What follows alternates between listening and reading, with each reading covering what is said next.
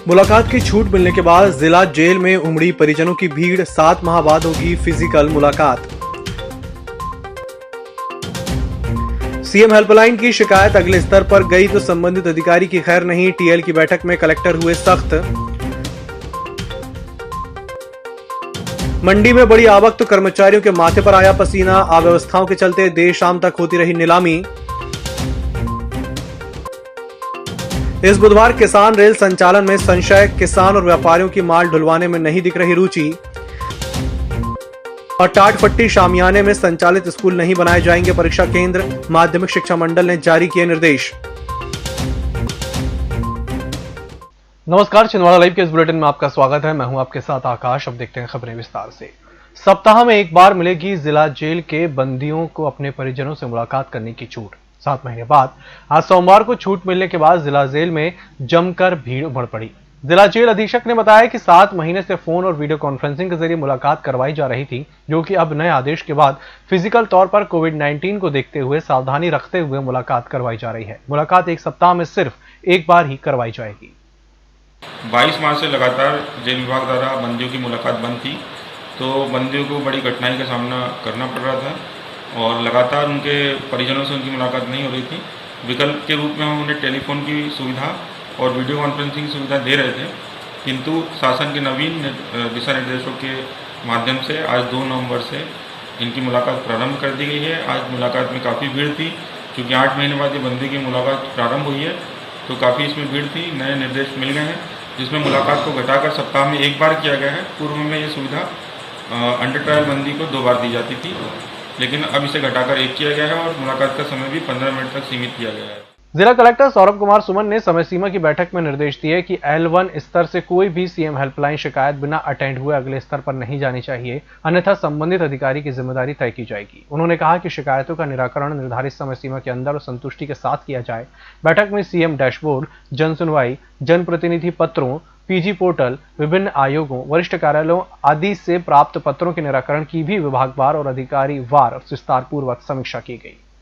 कृषि उपज मंडी कुसमैली में मक्का 14,000, गेहूं 7,000 क्विंटल सहित कुल 23,000 क्विंटल उपज की नीलामी हुई, लेकिन उपजों की नीलामी करवाते मंडी कर्मचारियों के माथे पर पसीना दिखने लगा। दरअसल बेतरतीब ढंग से उपजों के ढेर के कारण करीब 23,000 क्विंटल उपज की नीलामी करने में ही शाम के 4 बज गए। उसके बाद तौल और भुगतान के कारण रात हो ही जानी है, जिसके बाद किसानों को भी परेशानी बढ़ जाती है। आपको बता दें कि अभी किसान रबी की फसल की बोनी में लगा हुआ है। फुर्सत मिलती ही जब मंडी की ओर किसान रुख करेगा तो मंडी में करीब 50,000 से 1 लाख क्विंटल तक की आवक होती है। ऐसे में मंडी की व्यवस्था कैसे संभलेगी, ये चिंता का विषय है।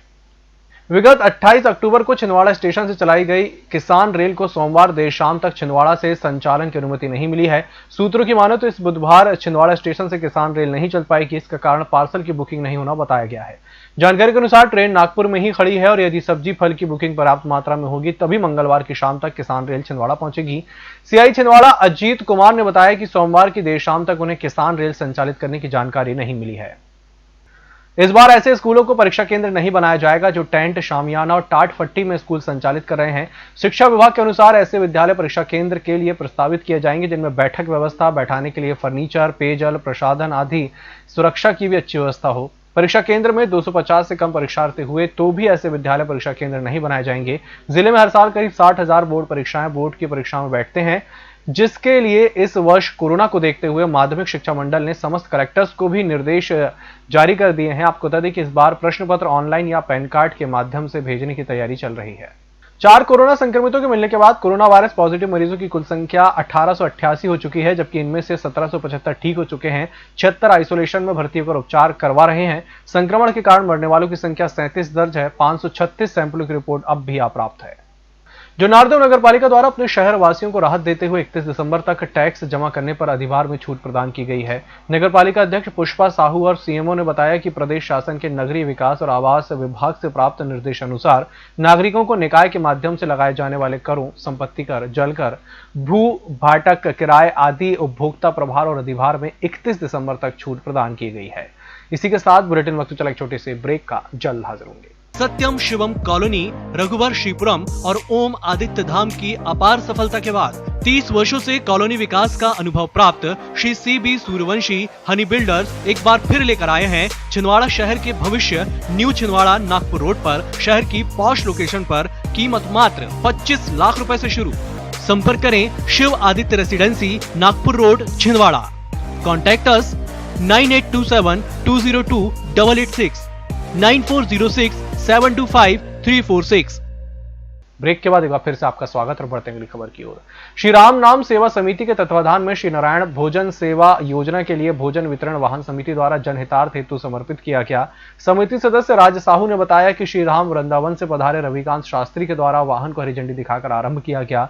समिति के द्वारा हर दिन वृद्ध असहाय बुजुर्गों को भोजन प्रदान किया जाता है, जो कि अब इस वाहन द्वारा प्रदान किया जाएगा। निःशुल्क वितरण कार्य में इस कार्य में फाउंडर राज साहू, मोहित विश्वकर्मा, विकास वात्सल्य, मनोज पाटिल, रोहन राम, सोनू साहू, सुमित भाई, शुभम भार्गव बड़ी संख्या में समिति के सदस्य शामिल रहते हैं। शरद पूर्णिमा के अवसर पर बड़वन में संगीतमय सुंदरकांड का महापाठ श्री सुंदरकांड ग्रुप छिंदवाड़ा के पूर्व अध्यक्ष नगरपालिका परिषद मीना रॉय के निज निवास में किया गया, जिसमें ग्रुप की नन्ही गायिका गुन्नू ईके और मेघा ईके द्वारा मेरे राम अयोध्या आ रहे हैं की संगीत में प्रस्तुति दी गई।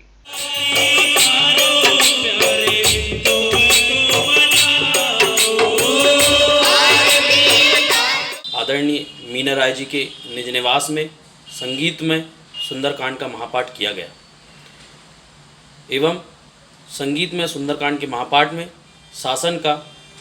शासन द्वारा अनलॉकडाउन का पूर्ण सोशल डिस्टेंसिंग का पूर्ण पालन कर सुंदरकांड किया गया।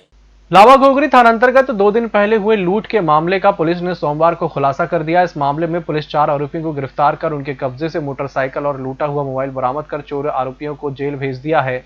सोमवार को पुलिस कंट्रोल रूम और ASP संजीव उइके ने बताया कि लावा घोगरी के ग्राम भवारी निवासी बलधारी पिता अमरलाल शीलू 31 अक्टूबर की रात अपने साले ढीकू के साथ बाइक से मोरडोंगरी बाजार से वापस लौट रहे थे।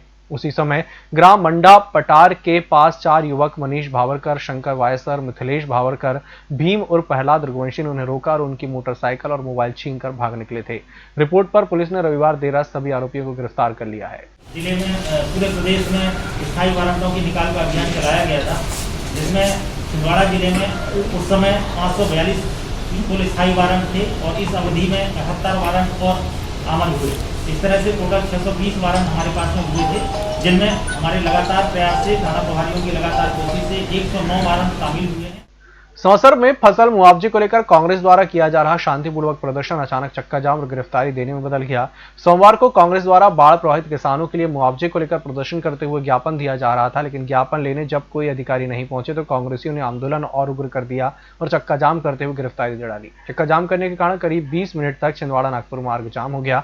इस दौरान कांग्रेसियों ने पूर्व राज्य मंत्री नाना मोहोड़ और CM शिवराज सिंह चौहान को जमकर आड़े हाथों लिया। इस दौरान आंदोलन में विधायक विजय चौरे, ब्लॉक अध्यक्ष पुनराम अशोक चौधरी, अतुल जुननकर, नगरपालिका अध्यक्ष लक्ष्मण चाके, अनिल ठाकरे, डॉक्टर राजेश सोमकुमार, संजय ठाकरे सहित काफी संख्या में कांग्रेसी मौजूद रहे।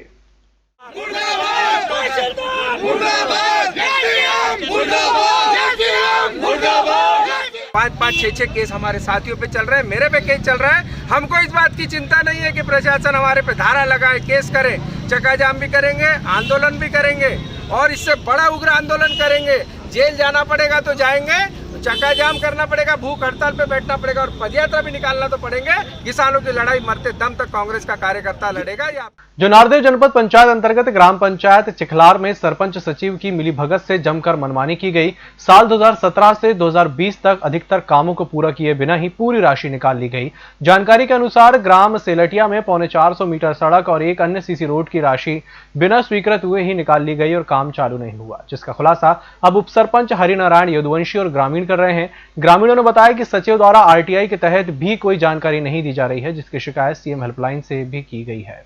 हम सचिव सरपंच से हमें तक पूछते चले आ रहे हैं, वो हमें कोई जानकारी नहीं दे रहे और इसमें हमने रोजगार सहायक से संपर्क किया तो उन्होंने बताया कि भैया 60 मीटर रोड बनना बाकी है, प्लस इसमें नाली कुछ भी नहीं बनी हुई है। अच्छा, दोनों साइड नाली बनना बाकी है।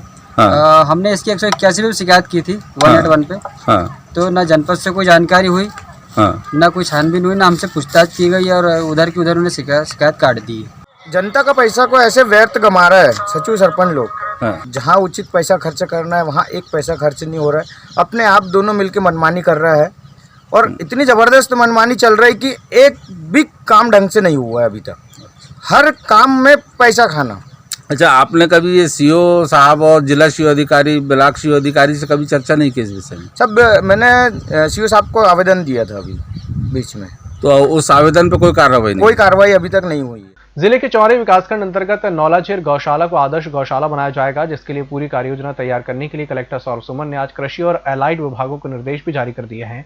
उन्होंने कलेक्ट्रेट के मिनी सभाकक्ष में ली गई बैठक में कहा कि कृषि और कृषि से जुड़े सभी विभाग जिले की इस गौशाला का चयन कर विभागीय योजनाओं के तहत कार्ययोजना तैयार कर हितग्राहियों को भी लाभान्वित करेंगे। इसके साथ ही अगली बैठक भी नौलाझीर गौशाला में ही करने के निर्देश कलेक्टर ने दिए।